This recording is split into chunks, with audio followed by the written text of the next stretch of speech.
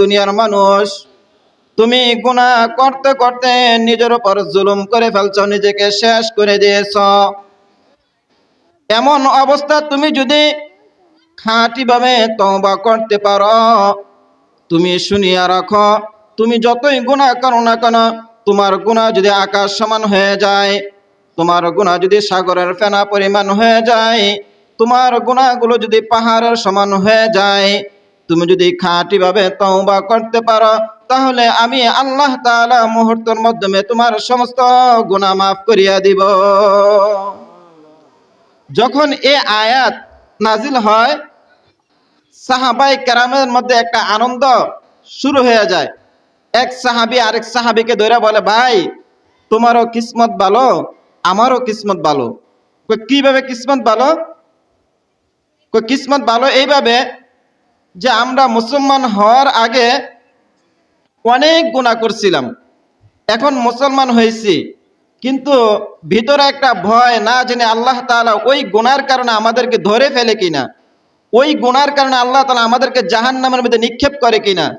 কিন্তু যখন আল্লাহ তাআলা এই আয়াত নাজিল করলেন, এখন আমার ধারণা হয় আল্লাহ আমারও গুনাহ মাফ করে দিবেন, তোমারও গুনাহ মাফ করে দিবেন, আবার আমার আর তোমার জান্নাতের মধ্যে আবার দেখা হয়ে যাবে। বলেন না সুবহানাল্লাহ। ভাইরা আমার, এই আয়াতের তাফসীর লিখতে গিয়ে ইবনে হিশাম সিরাতে হিশামের মধ্যে লেখেন, তার উস্তাদ মুহাম্মদ ইবনে ইসহাকের সূত্রে সিরাতে হিশামের মধ্যে লেখেন, আপনার আমার নবীকে যখন মক্কার কাফের বেঈমানরা মক্কা থেকে বের করে দিয়েছে, আপনার আমার নবী মক্কা জায়গা না পেয়ে মদিনায় গিয়ে আশ্রয় নিয়েছেন। 1 বছর 2 বছর অতিবাহিত হয়ে যায়। এরকম ভাবে কয়েক বছর অতিবাহিত হয়ে যাওয়ার পর, যখন আপনার আমার নবী সাহাবায়ে কেরাম দিয়ে সৈন্য সমর্থ দিয়া শক্তি বেড়ে যায়, তখন আপনার আমার নবী 10,000 সাহাবায়ে কেরামকে নিয়ে মদিনা থেকে রওনা দিছেন মক্কাকে বিজয় করার জন্য। যে মক্কার কাফের বেঈমানরা মক্কার মধ্যে ইসলামের দাওয়াত দিতে দেয় নাই, ওই মক্কাকে বিজয় করার জন্য আপনার আমার নবী 10,000 সাহাবায়ে কেরাম নিয়ে মক্কা যখন রওনা হয়, যখন মক্কার দিকে রওনা হয়, মক্কার কাফের বেঈমানরা এবার থর থর করে কাঁপা আরম্ভ করছে। কারণ তারা জানে যে মুহাম্মদকে তারা কি পরিমাণ কষ্ট দিয়েছে। ওই মুহাম্মদ যদি আজকে মক্কা বিজয় করে ফেলে, আমরা মুহাম্মদের সাথে যতটা খারাপ আচরণ করেছিলাম, মুহাম্মদ প্রতিটা আচরণের বিনিময়ে আজকে সুদে কৌশলে উসুল করে দিবে। মুহাম্মদের সাথে যে খারাপ আচরণগুলো করছিলাম, মুহাম্মদ কি করবে? আমাদের থেকে আজকে সবগুলো উসুল করে নিবে, আমাদেরকে আজকে সেই প্রতিশোধের বদলা দিয়ে দিবে। এই বয়ে মক্কার মানুষের মধ্যে একটা তাদের কলিজা চিপ খেয়ে আছে, যা না জানি আজকে মুহাম্মদ আমাদের কি অবস্থা করে। কিন্তু প্রিয় ভাইয়েরা আমার, আপনার আমার নবীর আদর্শ ছিল সবচেয়ে সুন্দর আদর্শ।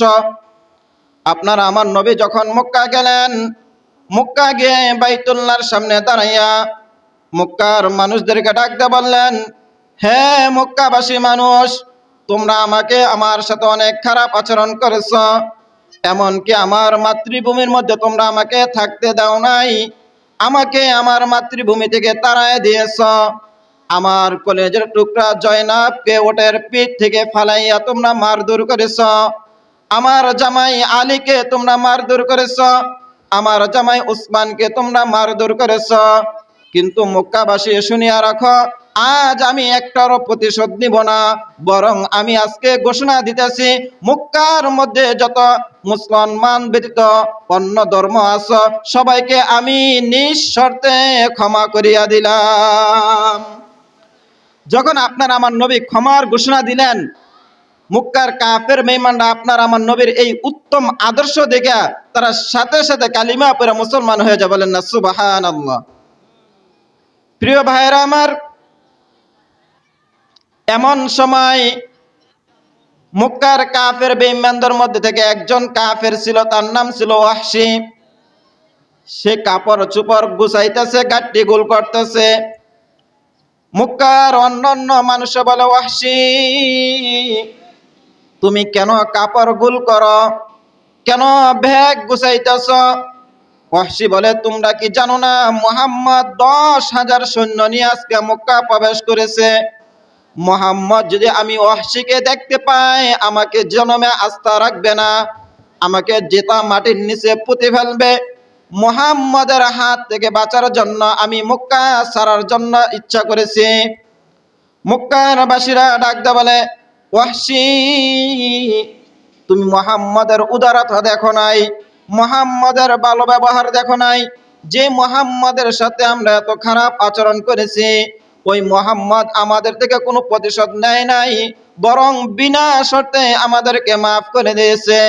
ওয়াহশী তোমাকে একটা কথা বলি, তুমিও যদি মুহাম্মদের কাছে গিয়ে হাজিরা দিতে পারো, মুহাম্মদের কাছে গিয়ে মাপ চাইতে পারো, আশা করা যায় মুহাম্মদ তোমার পিছনের সমস্ত অন্যায় মাফ করে দিবে।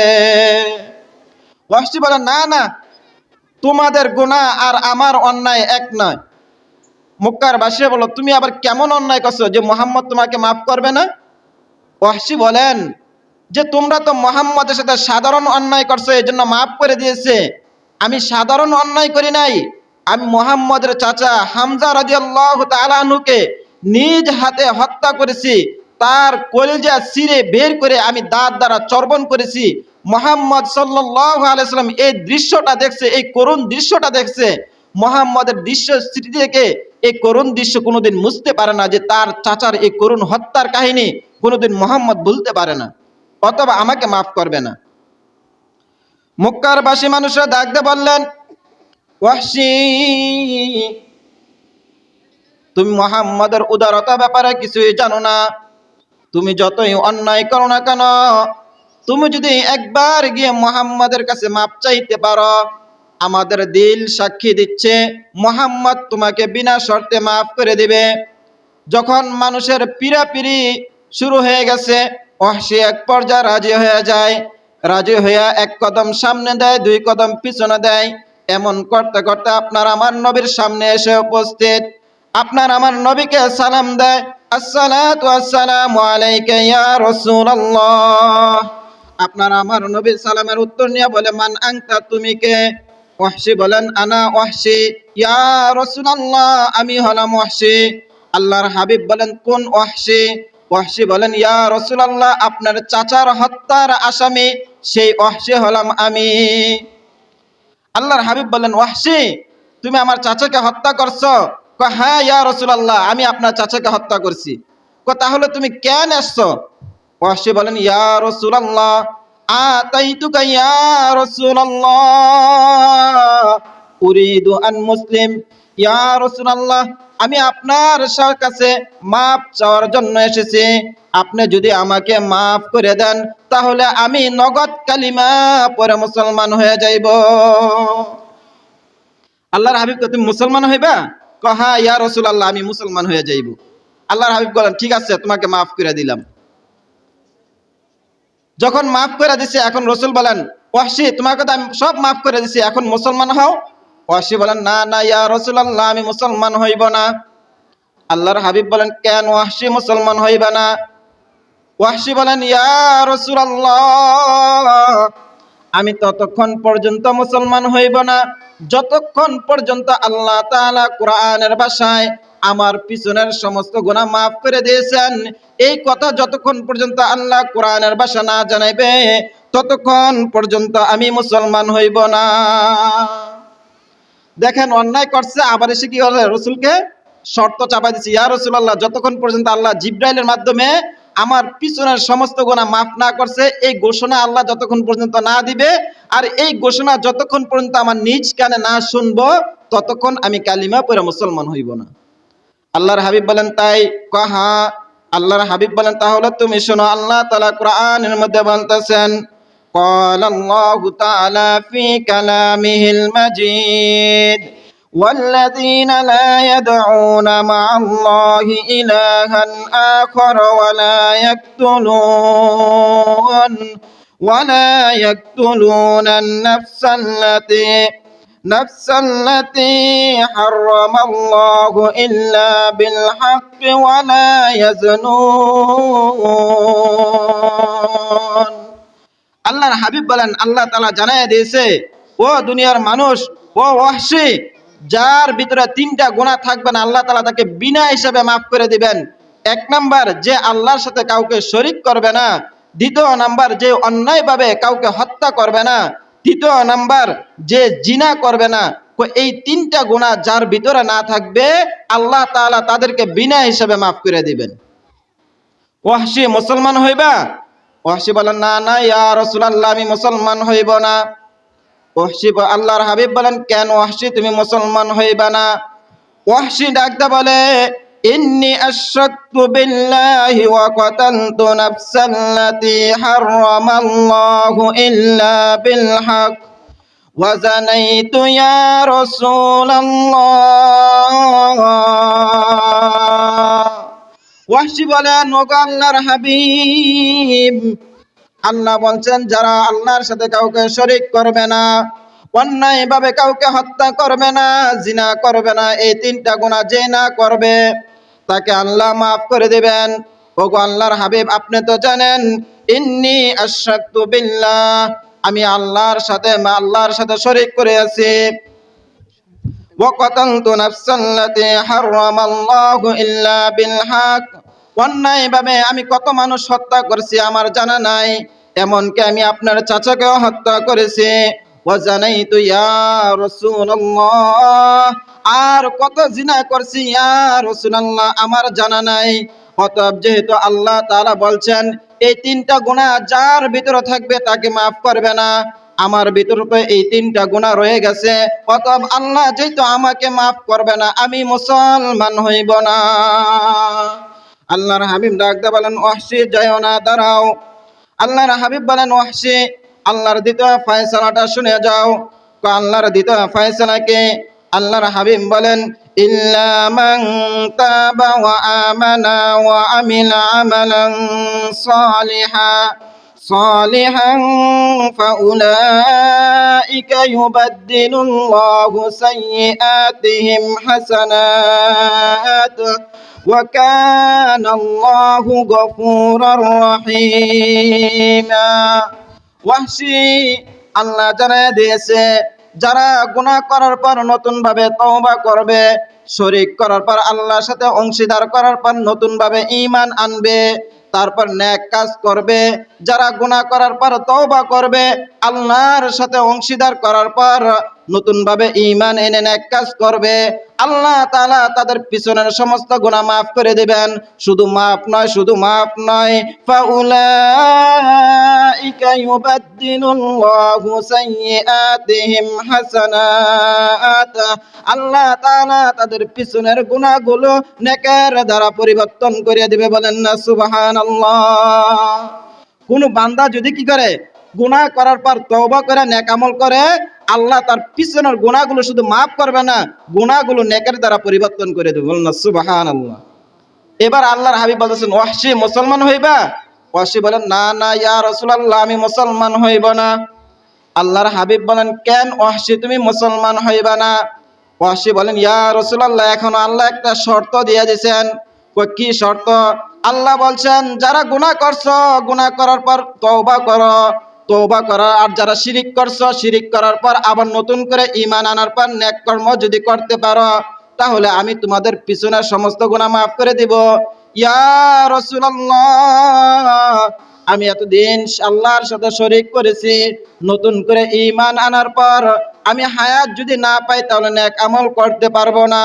দ্বিতীয় নাম্বার, আমার পুরাটা জীবন গুনাহ করতে করতে কাটায় আছি, জীবনে কোনোদিন একটা নেক কর্ম করি নাই। আমি ঈমান আনার পর যে নেক কর্ম করতে পারবো এমন গ্যারান্টি আমার কাছে নাই, অতএব আমি কালিমা পড়া মুসলমান হইব না। আল্লাহর হাবিব বলেন, ওয়াহশী দাঁড়াও, আল্লাহর তৃতীয় ফয়সালাটা শোনো, তারপর ডিসিশন নিও। তৃতীয় ফয়সালা কি? তৃতীয় ফয়সালা আল্লাহ তাআলা কোরআনের মধ্যে বলেন, ক্বালাল্লাহু তাআলা ফি কালামিহিল মাজিদ ইন্নাল্লাহা লা ইয়াগফিরু আন ইউশরাকা বিহি ওয়া ইয়াগফিরু মা দুনা যালিকা লিমান ইয়াশা ওয়া মান ইউশরিক বিল্লাহি ফাকাদ দাল্লা দালালাম বাঈদা। সূরা নিসার 116 নম্বর আয়াতের মধ্যে আল্লাহ তাআলা বলেন, ও দুনিয়ার মানুষ, ও ওয়াহশী, তুমি ভালো করিয়া শুনিয়া রাখো, তুমি যদি আমি আল্লাহর সাথে শরীক না করে অন্য যত প্রকার গুনাহ আছে তুমি যদি সব গুনাহ করো, শুধু একটা গুনাহ করো নাই, আমি আল্লাহর সাথে কাউকে শরীক করো নাই, তাহলে শুনিয়া রাখো আমি আল্লাহ যাকে খুশি তাকে বিনা তওবা তার পিছনের সমস্ত গুনাহ মাফ করিয়া দিব। ওয়াহশী, তুমি শুধু ঈমানটা আনো, আর কিছু করতে হবে না, আল্লাহ তোমার পিছনের সমস্ত গুনাহ মাফ করে দিবে। মুসলমান হইবা? ওয়াহশী বলেন, না না ইয়া রাসূলুল্লাহ, আমি মুসলমান হইব না, আমাকে ছেড়ে দেন, আমি আর মুসলমান হইব না। আল্লাহর হাবিব বলেন, কেন ওয়াহশী তুমি মুসলমান হইবা না? আল্লাহ এখনো একটা শর্ত দিছে। কি শর্ত? আল্লাহ যাকে ভালোবাসেন, যার প্রতি খুশি হন তাকে মাফ করে দেবেন। ইয়া রাসূলুল্লাহ, আমি তো জানি না আল্লাহ আমার প্রতি খুশি হয়েছে কিনা, আমার প্রতি আল্লাহ সন্তুষ্ট কিনা, এটা তো আমি জানি না। যেহেতু আমি জানি না, তাহলে আমার মন বলতেছে আল্লাহ আমাকে মাফ করবে না। আর যেহেতু আল্লাহ আমাকে মাফ করবে না, তাহলে আমি কেন মুসলমান হইব? এবার আল্লাহর হাবিব বলেন, ওয়াহশী, তাহলে সর্বশেষ ফয়সালাটা শুনো, চতুর্থ নাম্বার কথা, চতুর্থ নাম্বার আয়াতটা শুনে এবার ডিসিশন নিও। তোমার যদি মুসলমান হইতে মনে চায় মুসলমান হও, না হইলে হইও না। শেষ বেশ তুমি চতুর্থ ফয়সালাটা শুনে যাও। এখন বলতেছি, ইয়া রাসূলুল্লাহ, চতুর্থ ফয়সালাটা কি? চতুর্থ ফয়সালাটা আল্লাহ তাআলা কোরআনের মধ্যে বলেন, قل يا عبادي الذين أسرفوا على أنفسهم لا تقنطوا من رحمة الله إن الله يغفر الذنوب جميعا إنه هو الغفور الرحيم। আল্লাহ তাআলা ডাকতে জানায় দেন, ও নবী, আপনি নিজেও শুনিয়া রাখেন, ওয়াহশীকে শুনিয়া দেন, কিয়ামত পর্যন্ত আপনার যত উম্মত দুনিয়ার মধ্যে আসবে আপনি সবাইকে শুনাইয়া দেন, তারা যদি গুনাহ করতে করতে নিজেকে একেবারে ধ্বংস করিয়া দিয়েছে, গুনাহ করতে করতে তাদের গুনাহগুলো আকাশ সমান হয়ে যায়, গুনাহ করতে করতে তাদের গুনাহগুলো সাগরের ফেনার মতন বেশি হয়ে যায়, গুনাহ করতে করতে তাদের গুনাহগুলো যদি পাহাড় সমতুল্য হয়ে যায়, ও হাবিব আপনি জানায়া দেন আপনার উম্মতকে, তারা যদি খালেস দিলে এক মুহূর্তের জন্য তওবা করতে পারে, 60 বছর গুনাহ করেছে, 70 বছর গুনাহ করেছে, এই 70 বছরের গুনার জন্য যদি তারা 30 সেকেন্ডের মধ্যে একবার খালিস দিলে তওবা করতে পারে, আমি আল্লাহ আপনাকে সাক্ষী রেখে বলতাছি আমার বান্দার 70 বছরের গুনাহ আমি 30 সেকেন্ডে মাফ করিয়া দিব। যখন এই কথা বললেন, এবার আল্লাহ হাবিব বলতেছেন, ওয়াহশী, এখন মুসলমান হইবা? ওয়াহশী বলেন, ইয়া রাসূলুল্লাহ, আমার আনসার পেয়ে ফেলছি, আমার ফলাফল পেয়ে ফেলছি, যেহেতু আমি ফলাফল পেয়ে ফেলছি আর দেরি নয়, আপনার হাত মুবারক বাড়ায় দেন, এখনই আমি কালিমা পড়ে মুসলমান হয়ে যাব। বলেন না সুবহানাল্লাহ। প্রিয় ভাইয়েরা আমার, আমি এটাতে কি বোঝাতে চাইছিলাম, যে ওয়াহশী অনেক বড় কাফেরদের মধ্যে থেকে অনেক বড় একজন কাফের ছিল, এমন কোনো অন্যায় নাই সে করে নাই, এমনকি একজন জলিলে কদর সাহাবী হযরত আব্বাস রাদিয়াল্লাহু তাআলা আনহু, রাসূল সাল্লাল্লাহু আলাইহি সাল্লাম জন্মের পরে বাবাকে দেখে নাই, যখন বয়স বেড়ে গেছে চাচা আবু তালেবকে হারায় ফেলছে, কিন্তু আব্বাস রাদিয়াল্লাহু তাআলা আনহুকে উনি চাচা হিসেবে পেয়েছিলেন। শুধু চাচা না, উনি উনাকে বাপের মতন সম্মান দিতেন, নিজের চাইতে বেশি রাসূল তাকে ভালোবাসতেন। ওই চাচার হত্যার কাণ্ড নিজ চোখে দেখছেন, যে কাফের বেঈমানরা ওই চাচাকে হত্যা করে তার কলেজাকে নিজ হাতে নিয়ে কাফের বেঈমানরা চর্বণ করতেছে, রাসূল নিজ চোখে দেখছেন। এত বড় অন্যায় করছে, এত বড় অন্যায় করার পরে ওই ব্যক্তি যখন তওবা করছে, আল্লাহ তাআলা তার পিছনে সমস্ত গুনাহ মাফ করে দিয়েছে। প্রিয় ভাইয়েরা আমার, আপনি আমি তো আর এত বড় অন্যায় করি নাই, আপনি আমি তো কাফের বেঈমান না, আপনি আমি তো আখিরের জামানার নবীর উম্মত, তাহলে আপনি আমি যদি তওবা করি তাহলে কেন আল্লাহ মাফ করবে না? আসেন আমরা আল্লাহ তাআলা দরবারে তওবা করি। আল্লাহ তাআলা কোরআনের অন্য আয়াতের মধ্যে বলেন, ইয়া আইয়ুহাল্লাযীনা আমানু তুবু ইলাল্লাহি তাওবাতান নাসুহা আসা রাব্বুকুম আইয়ুকাফির আনকুম সাইয়্যাতিকুম ওয়া ইউদখিলুকুম জান্নাতিন তাজরি মিন তাহতিহাল আনহার।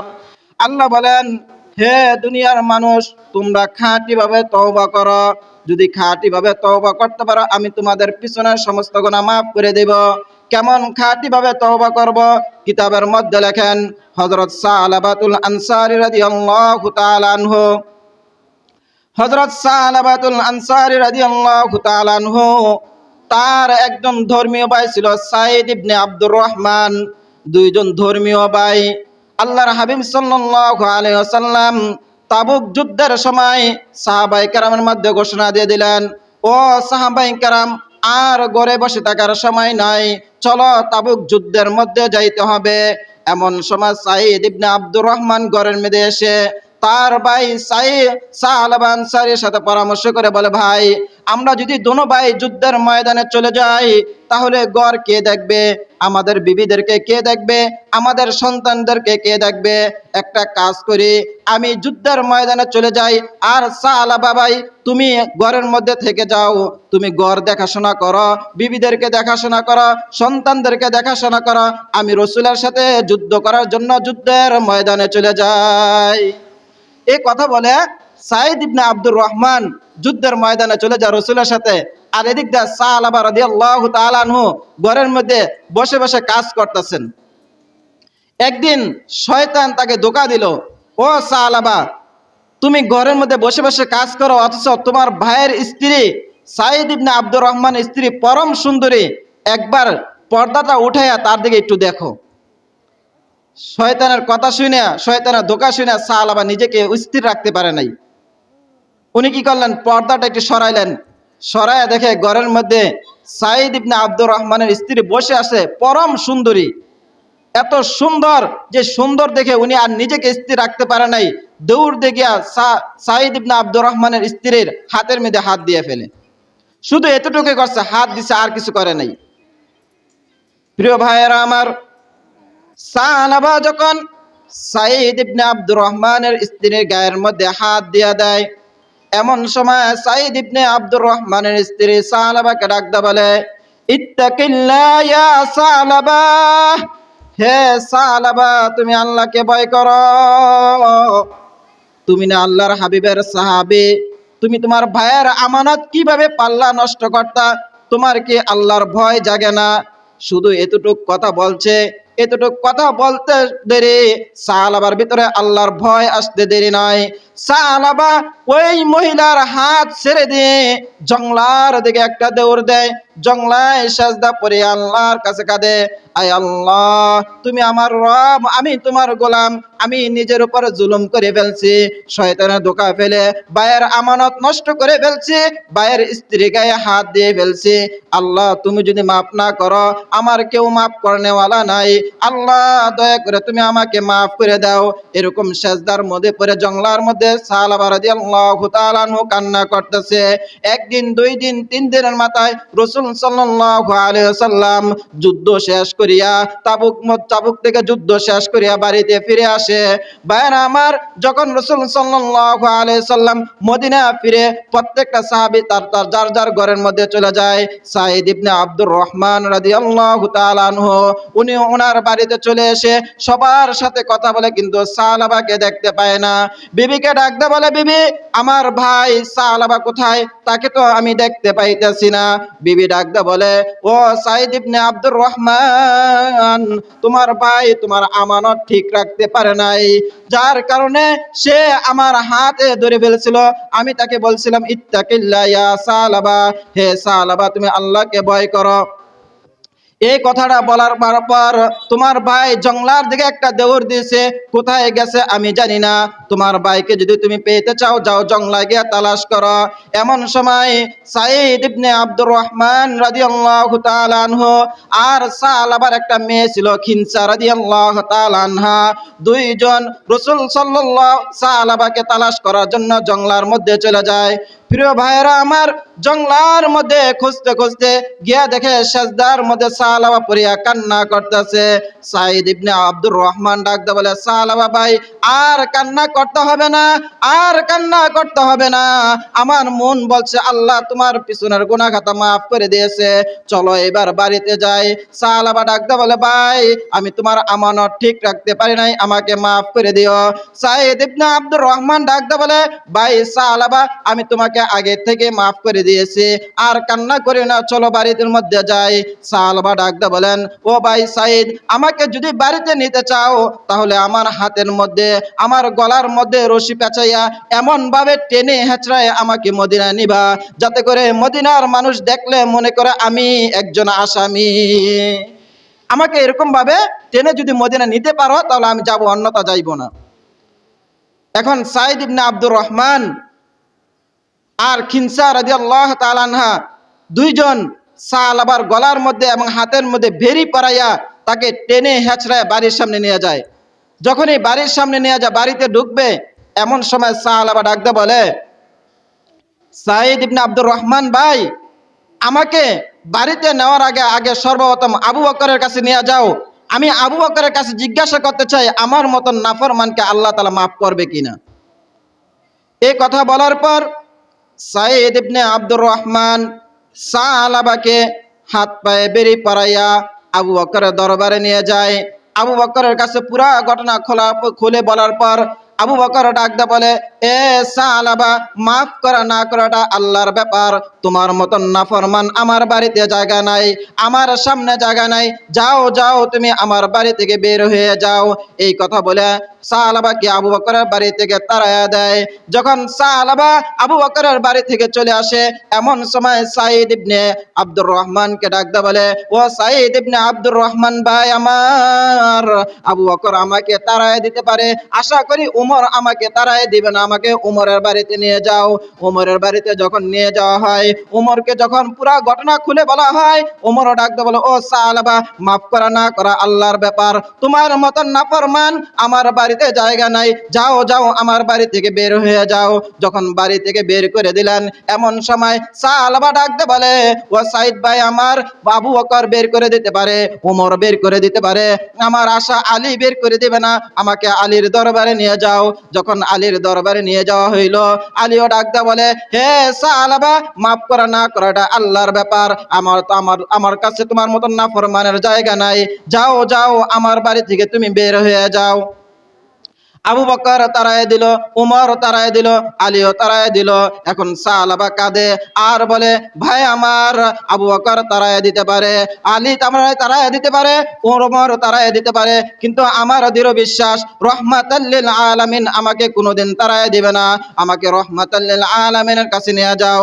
প্রিয় ভাইয়েরা আমার, যখন সালাবাকে সাঈদ ইবনে আব্দুর রহমান আল্লাহর হাবিব সাল্লাল্লাহু আলাইহি ওয়াসাল্লামের দরবারে নিয়ে যায়, নেওয়ার পর আল্লাহর হাবিব সাল্লাল্লাহু আলাইহি ওয়াসাল্লামের কাছে যখন পুরা ঘটনা খুলে বলে, আল্লাহর হাবিব সাল্লাল্লাহু আলাইহি ওয়াসাল্লামের হাসি মুখে চেহারাটা সাথে সাথে রক্ত মাখা হয়ে যায়। রাগান্বিত হয়ে গিয়া সালাবাকে ডাকতে বলে, ও সালাবা, তুমি যত বড় অন্যায় করেছো, তোমার মতন নাফরমানকে আল্লাহ তাআলা মাফ করবে কিনা এটা আমি জানি না, মাফ করা আল্লাহর ব্যাপার, করা না করাটা আল্লাহর ব্যাপার, অতএব তুমি আমার বাড়ি থেকে চলে যাও, তোমার মতন নাফরমানের চেহারা আমি দেখতে চাই না। যখন আবু বকর তারায় দিলেন, উমর তারায় দিলেন, আলীও তারায় দিলেন, আল্লাহর হাবিবও তারায় দিলেন, এখন খিনসা রাদিয়াল্লাহু তাআলা ডাকতে বলছেন, ও বাবা, আবু বকর তারায় দিছে, উমর তারায় দিছে, আলীও তারায় দিছে, রহমাতাল লিল আলামিন তারায় দিছে, তুমিও শুনে রাখো, আমি মেয়ে হয়ে তোমার মতন বাবাকে বলতাছি, বাবা, যতক্ষণ পর্যন্ত মদিনার সাহাবাই কেরাম তোমার প্রতি সন্তুষ্ট না হবে, আল্লাহর রসুল তোমার প্রতি সন্তুষ্ট না হবে, ততক্ষণ পর্যন্ত আমি খিনসা তোমার মতন বাবাকে বাড়িতে জায়গা দিব না, আর কোনোদিন তোমাকে বাবা বলে ডাক দিব না। প্রিয় ভাইয়েরা আমার, অল্পতে আমি শেষ করে দিতেছি, ঘটনা বলে শেষ করে দিতেছি। এই কথা বলার পর হযরত সাআলাবা রাদিয়াল্লাহু তাআলা আনহু একটা চিৎকার মেরে তার হাত থেকে রশিগুলো ফেলে দিয়া জংলার দিকে চলে যায়। জংলায় গিয়া কান্না শুরু করে দেয়। ভাইয়ের আমার, একদিন, 2 দিন, 3 দিন পার হয়ে যায়। 3 দিনের মাথায় হযরত জিবরাইল আলাইহিস সালাতু ওয়াস সালাম আপনার আমার নবীর দরবারে এসে বলে, ইয়া রাসূলুল্লাহ, আল্লাহ তাআলা আমাকে আপনার দরবারে পাঠাইছে কয়েকটা প্রশ্ন করার জন্য। আল্লাহর হাবিব বলেন, কি প্রশ্ন? এক নাম্বার প্রশ্ন, সমস্ত মাখলুককে কে সৃষ্টি করিয়াছে? বলেন তো, আমাদের কে সৃষ্টি করিয়াছে? আল্লাহ সৃষ্টি করছে না? তো আল্লাহর হাবিব বলতেছেন সমস্ত মাখলুকটা একমাত্র আল্লাহ সৃষ্টি করছেন। এবার জিবরাইল প্রশ্ন করতেছেন, ইয়া রাসূলুল্লাহ, তাহলে বলেন সমস্ত মাখলুককে খানা দেয় কে? আল্লাহর হাবিব বলেন, আল্লাহ। এবার জিবরাইল প্রশ্ন করতেছে, ইয়া রাসূলুল্লাহ, সমস্ত মাখলুককে কে মাফ করেন? আল্লাহর হাবিব বলেন, আল্লাহ। যেহেতু আল্লাহ মাফ করেন, তাহলে আপনি সাহাবাকে কেন আপনার বাড়ি থেকে তাড়াইয়া দিয়েছেন? ইয়া রাসূলুল্লাহ, আপনি শুনিয়া রাখেন, সাহাবার পিছনের সমস্ত গুনাহ আল্লাহ মাফ করে দিয়েছেন। তাকে খুঁজে এই সুসংবাদটা আপনি জানাইয়া দেন। যখন আপনার আমার নবীর কাছে গিয়ে এই কথা বললেন, আপনার আমার নবী মসজিদে নববীর মধ্যে গিয়া সাহাবাই কেরামদেরকে ডাক দিলেন, ও সাহাবাই কেরাম, কে কোথায় আছো? দ্রুত আমার কাছে আসো, আর সাহাবা কোথায় আছে তাকে খুঁজে আনো। সাহাবার সমস্ত গুনাহ আল্লাহ মাফ করে দিয়েছে, এই সুসংবাদটা তাকে শোনানোর জন্য তাকে ধরে আমার নিকট নিয়ে আসো। এমন সময় আবু বকর দাঁড়ায় বলেন, ইয়া রাসূলুল্লাহ, আমাকে যাওয়ার জন্য অনুমতি দেন, কারণ আমিও অপরাধী, আমিও সাহাবাকে আমার বাড়ি থেকে তাড়াইয়া দিয়েছিলাম। উমর বলেন, ইয়া রাসূলুল্লাহ, আমিও অপরাধী, আমিও সাহাবাকে আমার বাড়ি থেকে তাড়াইয়া দিয়েছিলাম। আলী বলেন, ইয়া রাসূলুল্লাহ, আমিও অপরাধী, আমিও সাহাবাকে আমার বাড়ি থেকে তাড়াইয়া দিয়েছিলাম। আমাদেরকে যাইতে দেন, আমরা তাকে খুঁজে বের করে নিয়ে আসব। এমন সময় সালমান ফার্সি বলেন, ইয়া রাসূলুল্লাহ, আমি মুরব্বী সাহাবী, আমি যদি সাহাবার কাছে কোনো একটা কথা বলি, সাহাবা আমার কথাটা ফালাইতে পারবে না, আমাকে যাওয়ার অনুমতি দেন। রাসূল সাল্লাল্লাহু আলাইহি ওয়াসাল্লাম 4 জনকে অনুমতি দিলেন। তারা 4 জনে জঙ্গলার মধ্যে গিয়ে খুঁজতে লাগলো কোথায় সাহাবাকে পাওয়া যায়। খুঁজতে খুঁজতে কোথাও পায় না। এক পর্যায়ে তারা রাখালদের কাছে জিজ্ঞাসা করতে লাগলো, ভাই, সাহাবা নামক কোনো ব্যক্তিকে তোমরা দেখছো? তখন রাখালটা বলতেছে, না, সাহাবা নামক কোনো ব্যক্তি আমরা চিনি না, তার কিছু আলামত থাকলে বলো। তার আলামত হলো সে আল্লাহর ভয়ে, জাহান্নামের ভয়ে খুব কান্না করে, এরকম লোক তোমরা দেখছো? তখন রাখালটা বলতেছে, হ্যাঁ হ্যাঁ, রাত্র যখন গভীর হয়, কে যেন জাহান্নামের ভয়ে, আল্লাহর ভয়ে এই জঙ্গলার মধ্যে গুনগুন করে কান্না করে। তার কান্নার আওয়াজে আমাদের ছেলেগুলো ঘুমাইতে পারে না, সন্তানটা ঘুমাইতে পারে না, আমরাও ঠিক মতো ঘুমাইতে পারি না। খোঁজ নিয়ে দেখো সে সাহাবা কিনা। উমর বলেন, ভাই আবু বকর, আমরা সাহাবার সন্ধান পেয়ে গেছি, চলেন তার অপেক্ষা বসে থাকি, যখন সন্ধ্যা হবে তখনই আমরা তাকে ধরে বড়। যখন গভীর রাত্র হয়ে যায়, তখন তারা তাকায় দেখে যে একটা গাছের আড়াল থেকে গুনগুন কান্নার শব্দের আওয়াজ শোনা যায়। আবু বকর, ওমর, আলী, হযরত সালমান ফার্সি রাদিয়াল্লাহু তাআলা আনহু 4 জন ওই গাছের কাছে গিয়া তারা ডাক দিল, হে সাহাবা, তুমি মাথা উঠাও, আর কান্না করতে হবে না, আল্লাহ তোমার পিছনের সমস্ত গুনাহ মাফ করে দিয়েছে। সাহাবা ডাক দিয়ে বলেন, অন্ধকার রাত্র, তোমরা কারা? আমি তোমাদের চেহারা কাউকে চিনি না, তবে কণ্ঠর আওয়াজ শুনে আমি বুঝতে পারছি আপনি আবু বকর হবেন। ও আবু বকর, তুমি না আমাকে তোমার বাড়ি থেকে তাড়াইয়া দিয়েছিলা? যতক্ষণ পর্যন্ত আল্লাহ তাআলা আমাকে মাফ না করবে, ততক্ষণ পর্যন্ত আমি মদিনার মধ্যে যাইব না, এই চেহারাটা দেখাইব না। এমন সময় সালমান ফার্সি রাদিয়াল্লাহু তাআলা আনহু ডাক দিয়ে বলেন, ভাই সাহাবা, তুমি আর কান্না করতে হবে না, আল্লাহ তাআলা তোমার পিছনের সমস্ত গুনাহ মাফ করে দিয়েছেন। রাহমাতাল লিল আলামিন বলছে তোমাকে মদিনা নিয়ে যাওয়ার জন্য। এই কথা বলার পর সাহাবা এবার মাথাটা উঠাইয়া এবার 4-5 জন ওই জংলা থেকে মদিনা দিকে রওনা হন। হযরত সালমান ফার্সি রাদিয়াল্লাহু তাআলা আনহু বলেন, আমরা যখন মদিনা প্রবেশ করি, তাকায় দেখি মসজিদে নববীর মধ্যে ফজরের নামাজের একামত হইতাছে। তা আমরা আর সামনে কাতারও জায়গা পাই নাই, পিছনের কাতারও আমরা বসে পিছনের কাতারে দাঁড়ায় গেছি। যখন রাহমাতাল লিল আলামিন সূরা ফাতিহা শেষ করে আলহাকুমুত তাকাসুর বললেন, এই আয়াতটা তেলাওয়াত করতে দেরিন সাহাবা এমন একটা বিকট চিৎকার দিলেন, তার চিৎকারে সমস্ত সাহাবাই কেরামদের মধ্যে একটা কম্পন শুরু হয়ে গেছে। যখন আল্লাহর হাবিব সাল্লাল্লাহু আলাইহি সাল্লাম বললেন, হাত্তা যুরতুমুল মাকাবির, যখন দ্বিতীয় আয়াত তেলাওয়াত করলেন, এমন সময় সাহাবা আরেকটা চিৎকার মেটে দুনিয়ার জমিনে লুটে পড়ে যায়। আল্লাহর হাবিব সাল্লাল্লাহু আলাইহি সাল্লাম নামাজ শেষ করে সালমান ফার্সিকে ডাক দিয়ে বলেন, ও সালমান ফার্সি, তুমি তাড়াতাড়ি সাহাবার চেহারার উপর পানি দাও, দেখো সাহাবার কি হয়েছে। সালমান ফার্সি রাদিয়াল্লাহু তাআলা আনহু তার শরীরে হাত দিয়ে দেখে যে হযরত সাহাবা রাদিয়াল্লাহু তাআলা আনহু আর দুনিয়ার মধ্যে নাই। প্রিয় ভাইয়ের আমার, যখন সাহাবা ইন্তেকাল হয়ে গেছে, মারা গেছে, এমন সময় সাহাবার মেয়ে খিনসা রাদিয়াল্লাহু তাআলা আনহার কানে যখন এই খবরটা চায়, হযরত খিনসা রাদিয়াল্লাহু তাআলা আনহা দৌড়ে এসে বাবার লাশটাকে জড়ায় ধরে কান্না করার বলে, ও বাবা, জন্মের পরে মার চেহারাটা দেখি নাই, মার চেহারা মনে নাই, আমার কোনো আত্মীয় স্বজন নাই, একমাত্র আশ্রয়স্থান ছিল বাবা তুমি। তুমি যখন অন্যায় করেছিলা আমি তোমাকে বলেছিলাম বাবা, মদিনার মানুষ যতক্ষণ পর্যন্ত তোমার প্রতি সন্তুষ্ট না হবে, আল্লাহর রাসূল যতক্ষণ পর্যন্ত তোমার প্রতি সন্তুষ্ট না হবে, ততক্ষণ পর্যন্ত তোমাকে আমি বাবা বলে ডাক দিব না।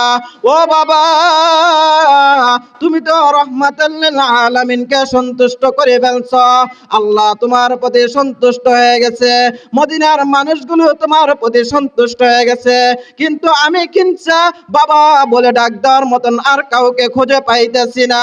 এই বলে অনুনয় বিনয় করে খিনসা কান্না শুরু করে দিয়েছে।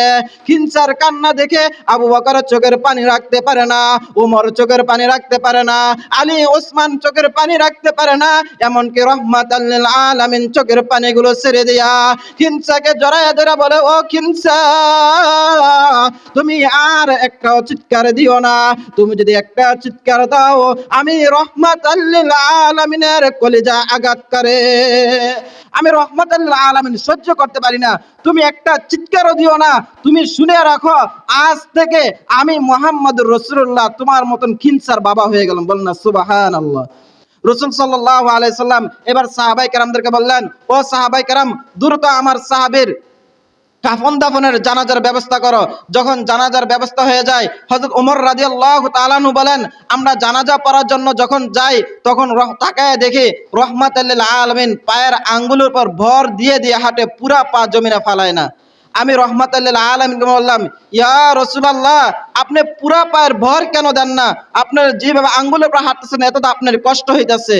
তখন রহমাতুল লিল আলামিন বললেন, উমর, শুনিয়া রাখো, আমার সাহাবা এমন তওবা করেছে আর আল্লাহকে এত রাজি খুশি করেছে, তার জানাজা অংশগ্রহণ করার জন্য আকাশের মধ্যে যত লক্ষ কোটি ফেরেশতা আছে সমস্ত ফেরেশতারা তার জানাজা অংশগ্রহণ করেছে। মদিনার মধ্যে আমার পা রাখার মতন এতটুকু জায়গা পাই না যে আমি নবী মুহাম্মদুর রাসূলুল্লাহ পূর্ণ পাটা মদিনার জমিনে রাখতে পারবো, এতটুকু পা পাইতেছি না।